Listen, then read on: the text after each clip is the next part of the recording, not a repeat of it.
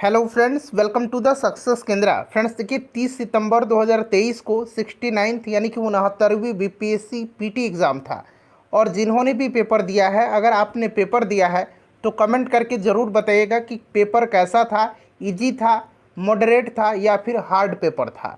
चलिए एक बार थोड़ा सा मैं आपको यहाँ पर दिखा देता हूँ कि पेपर जो है यह किस प्रकार का था, किस प्रकार के प्रश्न और कौन कौन से प्रश्न पूछे गए थे।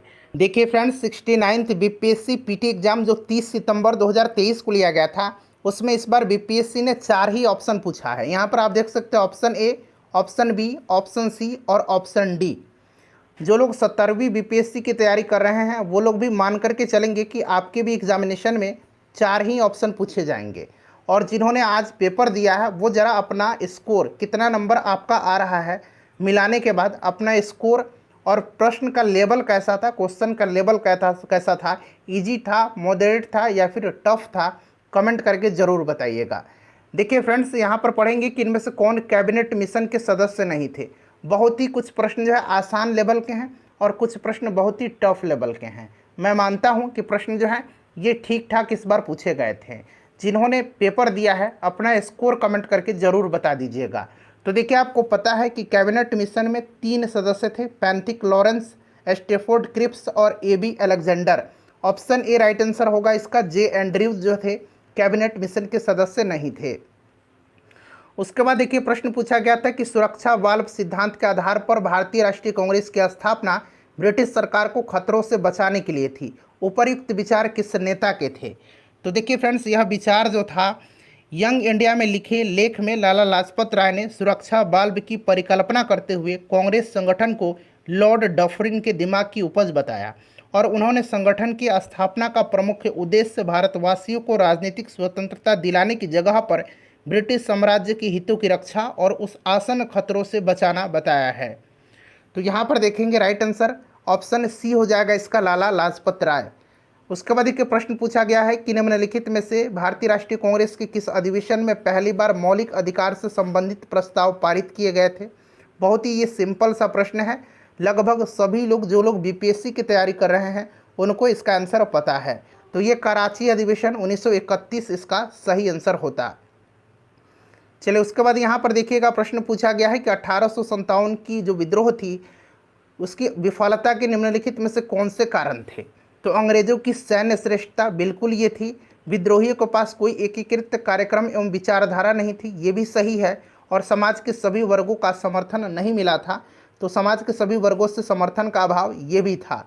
तो तीनों स्टेटमेंट जो हैं ये 1857 के विद्रोह की विफलता के प्रमुख कारण थे। तो यहाँ पर ऑप्शन में देखिए उपर्युक्त सभी दिया गया है, ऑप्शन सी इसका राइट आंसर होगा। उसके बाद देखिएगा कि बिहार का वह रसोइया, चलिए अब आपको दिख रहा होगा, देखिए बिहार का वह रसोइया जिसने 1917 में महात्मा गांधी की हत्या के प्रयास को विफल करके उनके भोजन में मिले जहर से उनकी जान बचाई थी। तो एक बहुत बड़ा षड्यंत्र था उस समय महात्मा गांधी जी को मारने के लिए, और बतक मियाँ ने जान बचाई थी। ये प्रश्न 68th बीपीएससी में पूछा गया था, ठीक है ना। चलिए उसके बाद देख लीजिए अगला प्रश्न है कि 1937-38 के दौरान बिहार में बर्खास्त आंदोलन किसके द्वारा आयोजित किया गया था? 1937-38 के दौरान बिहार में बर्खास्त आंदोलन जो है ये स्वामी सहजानंद सरस्वती जी के द्वारा आयोजित किया गया था। देखिए पूरा आंसर मैंने तैयार नहीं किया है क्योंकि मैं बाहर हूँ, अभी घर पर नहीं हूँ, तो ये आपको पूरा सॉल्यूशन मैं नहीं दे पा रहा हूँ। जल्द तैयार करके पूरा का पूरा सॉल्यूशन आपको मैं उपलब्ध करवा दूंगा, ठीक है। चलिए उसके बाद देखिए भारत के स्वतंत्रता संग्राम के दौरान निम्नलिखित घटनाओं पर विचार करिए। होम रूल आंदोलन, ठीक है, यानी कि यहाँ पर प्रश्न देखिए कि क्रम आपको बताना है। तो देखिए जो पहले आपको आता है, जैसे मार्ले मिंटो सुधार ये 1909, ये सही है। खेड़ा 1918, सूरत 1907 और होम रूल आंदोलन 1900। यहाँ पर देखिए तो क्रम पहले 9 देख लीजिए, ठीक है ना। तो 1909, फिर उसके बाद आपका नहीं 1907, यानी कि पहले 2 होगा फिर 4 होगा। चलिए नीचे देख लेते हैं, 2 4 कहीं पर दिया गया, देखिए यहीं पर दिया गया, बस इतना से आप पकड़ सकते थे, ठीक है। चलिए उसके बाद देखिएगा कि लॉर्ड लिटन निम्नलिखित में से किससे संबंधित नहीं है? तो यहाँ पर देखिए स्ट्रैची कमीशन, सशस्त्र अधिनियम जो था, शस्त्र अधिनियम और वर्नाक्युलर प्रेस एक्ट, ये तीनों जो था इसी के समय पारित किया गया था। इल्बर्ट बिल ये लॉर्ड रिपन के समय में, लॉर्ड रिपन के समय में, लॉर्ड लॉर्ड लिटन के समय में नहीं था। तो ऑप्शन ए इसका राइट आंसर होगा। चलिए उसके बाद नेक्स्ट क्वेश्चन कर लेंगे। देखिए बक्सर की लड़ाई के बाद किस संधि पर हस्ताक्षर किए गए थे? तो ये संधि जो थी इलाहाबाद की संधि थी, ये सब लोगों को पता होगा इसका answer. Dutch east India company ने किस वर्ष पटना में अपना कारखाना स्थापित किया था? ये बीपीएससी में प्रीवियस ईयर में कई बार प्रश्न पूछा गया है, 1632 में। निम्नलिखित में से किस आंदोलन में महात्मा गांधी ने भूख हड़ताल को हथियार के रूप में सर्वप्रथम प्रयोग किया था? तो ये अहमदाबाद हड़ताल था, अहमदाबाद हड़ताल। ऑप्शन डी इसका करेक्ट आंसर होता, अहमदाबाद हड़ताल, ठीक है ना। चलिए उसके बाद नेक्स्ट क्वेश्चन है कि 1942 के भारत छोड़ो आंदोलन में बिहार के नेताओं का महत्वपूर्ण योगदान रहा था। बिहार के कौन से प्रमुख नेता बिहार केसरी के नाम से जाने जाते थे? उन्होंने भारत छोड़ो आंदोलन में सक्रिय रूप से भाग लिया था। तो बिहार केसरी किसको कहा जाता है? श्री कृष्ण सिंह को, ठीक है। अनुग्रह नारायण सिंह को बिहार विभूति कहा जाता है। डॉक्टर राजेंद्र प्रसाद को अजात शत्रु और देश रत्न भी कहा जाता है। चलिए उसके बाद देखिए चंपारण आंदोलन के जन आंदोलन की प्रतिक्रिया में ब्रिटिश सरकार ने इस मुद्दे के समाधान के लिए कौन सा कदम उठाया था? तीनकठिया प्रथा के खिलाफ यह आंदोलन था और उसके बाद जो है चंपारण एग्रेरियन कमेटी की स्थापना किया गया था, चंपारण कृषि समिति की सिफारिश। देखिए मैंने एक हिस्ट्री का, बिहार स्पेशल हिस्ट्री का एक मैंने मैराथन कराया हुआ था। मैंने आपसे बोला भी था कि अगर यहाँ से आप प्रश्न पढ़ लेंगे तो आप बीपीएससी में आपका प्रश्न नहीं छूटेगा, उसमें ये क्वेश्चन था। चलिए उसके बाद देखिए यहाँ पर मिलान करना है भारत सेवक समाज, तो ये आपको पता है ना, गोपाल कृष्ण गोखले। उसके बाद देखिए आत्मीय सभा, आत्मीय सभा आपका क्या हो जाएगा? राजा राम मोहन राय। तत्वबोधिनी सभा केशव चंद्र सेन। तो इसको मिला लीजिएगा आप लोग। चलिए अंबाबाई एक स्वतंत्रता सेनानी भारत के किस राज्य की थी? तो ये कर्नाटक राज्य की थी। फ्रेंड्स देखिए अभी तक तो बहुत टफ प्रश्न नहीं मिला। उसके बाद यहाँ पर देखिए रीजनिंग का क्वेश्चन है। मैंने बताया था कि मैं बाहर हूँ फ्रेंड्स, मैंने पूरा अभी सॉल्यूशन तैयार नहीं किया हुआ है, तो आपको जल्द पूरा मैं आपको प्रोवाइड करा दूंगा। निम्नलिखित में से कौन सा तरल बिजली का कुचालक है? तो देखिए नींबू का रस सुचालक होता है, नमकीन पानी भी, संतरे का रस भी। तो उपरोक्त में से कोई नहीं इसका राइट आंसर होगा।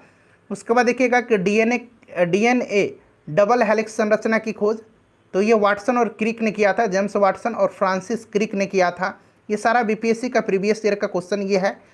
उसके बाद देखिए अलग अलग द्रव्यमान की दो वस्तुएं चंद्रमा की सतह के पास स्वतंत्र रूप से गिरने से क्या होगा? ये साइंस का प्रश्न है, थोड़ा ठीक ठाक साइंस का प्रश्न है, मैंने देखा एक झलक इसको।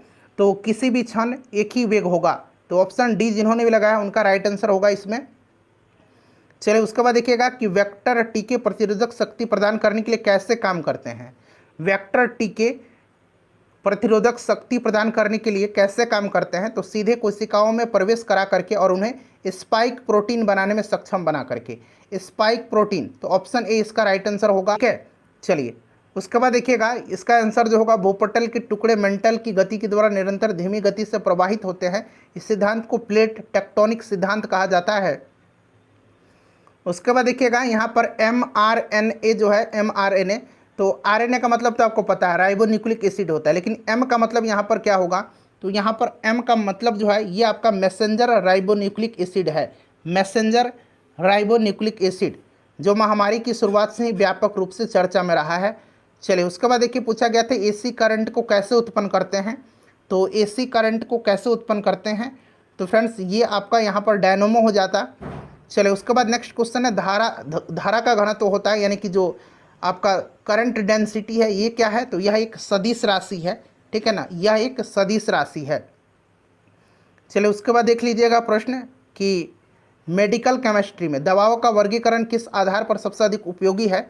तो ये आणविक लक्ष्य के आधार पर, ठीक है, आणविक लक्ष्य इसका करेक्ट आंसर होगा। जो मैं बता रहा हूँ बिल्कुल सही बता रहा हूँ, क्योंकि मैंने पूरा तैयार नहीं किया, लेकिन जितना मुझे आता है मैंने यहाँ पर आपको दिखा दिया है। निम्नलिखित में से कौन सी प्रतिक्रिया की दर को धीमा करता है? तो इसमें से मुझे आंसर इसका नहीं पता है। आगत और निर्गत तंत्रिकाएं कहाँ मिलती हैं? तो केंद्रीय तंत्रिका में। उसके बाद देखिए यहाँ पर निम्नलिखित में से कौन सी तकनीकें 5G मोबाइल संचार नेटवर्क द्वारा सक्षम की जाएंगी? तो मेरे ख्याल से इसमें से सारा होगा। तो यहाँ पर देखिएगा 1, 2, 3 इसका राइट आंसर होगा। उसके बाद देखिए यहाँ दिया गया है एक तरफ अंतरिक्ष मिशन है और दूसरी तरफ उनकी खोज किससे जुड़ा हुआ है? तो कैसिनी ह्यूजेंस जो है, कैसिनी ह्यूजेंस, यह किससे जुड़ा हुआ है? तो ये शनि और उसके वलय से, जूनो जो है, जूनो जुपिटर से है, बृहस्पति से है। आर्टेमिसिस जो है ये मानव अंतरिक्ष उड़ान चंद्रमा से मंगल ग्रह तक, आर्टेमिसिस। और वेरेटस जो है ये शुक्र हो जाएगा, तो ये मिला लीजिएगा। चलिए उसके बाद देखिएगा कि लिनेन जो है ये कपड़ा है और इसकी उत्पत्ति कैसी होती है। तो लिनेन का आपका हो जाएगा सन का पौधा। जटा यानी कि कॉयर, यह किससे उत्पादित होता है? तो फ्रेंड्स यह नारियल हो जाएगा, इसका नारियल का पौधा। मोहार जो होगा ये अंगोरा बकरी, और डाउन जो होगा ये डाउन आपका हो जाएगा बतख एवं गिरिज के पंख।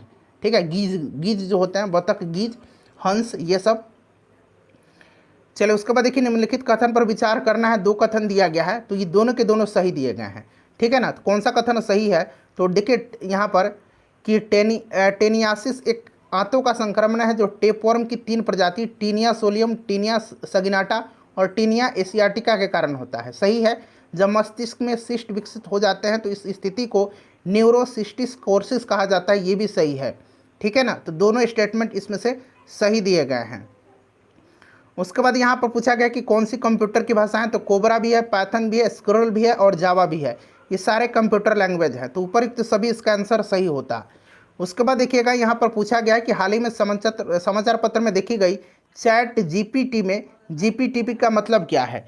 इसमें जीपीटी का मतलब पूछा जा रहा है कि इसका मतलब क्या है।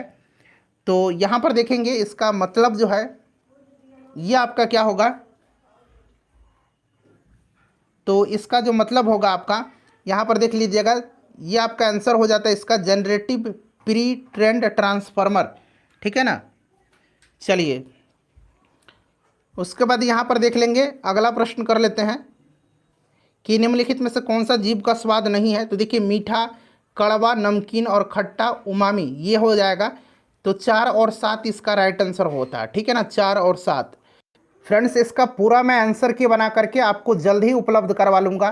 चैनल को सब्सक्राइब कर लीजिए। और देखिए बिहार दरोगा की वैकेंसी आ चुकी है, तो जो लोग अभी बिहार दरोगा की तैयारी कर रहे हैं वो लोग अब सीरियस हो जाइएगा कि बिहार दरोगा की भी वैकेंसी दिया जा चुका है। मैंने उस पर वीडियो अपलोड कर दिया है, जाकर के पूरी डिटेल में मैंने वहाँ पर बताया है, देख लीजिएगा।